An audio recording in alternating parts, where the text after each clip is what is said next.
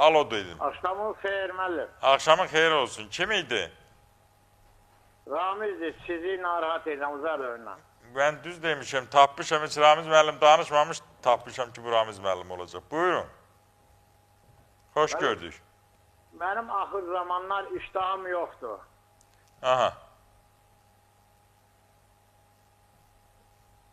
İştahın yoktur Ramiz müəllim. Çok sağ ol sualına Belə göre. yeyə bilmirəm, iştahsızam. Ramiz müəllim, grip geçirmemiştin. Grip geçirmemiştin. Yox, keçirməmişəm. Qribin qabağını sıra da alıram da soğan suyuyla. Ay sağ ol. Ay sağ ol. Denən doktor səndən öyrənmişəm. Heç olmasa qeyd elə də Ramiz müəllim. Hə. Ramiz müəllim, əgər iştahsızlıq bir neçə səbəbdən ola bilir.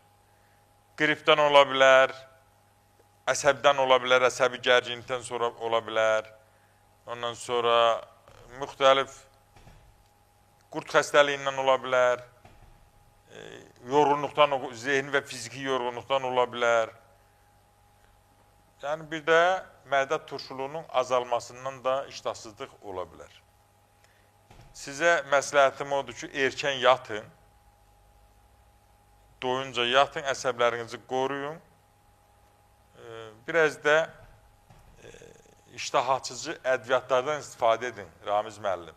Yəni, zəncəfil tozudur, darçın tozudur, sarı kök, yəni kurkumin tozudur, nanə çayıdır və digər ədviyyatlardan istifadə edin. Yəni, acı bibərdir, iştahınız açılacaq. Açılmasa, gələrsiniz yanıma, mən çox sadə formada iştahınızı açacağım. Çox sadə formada. Çox sağ ol, təşəkkür ederim.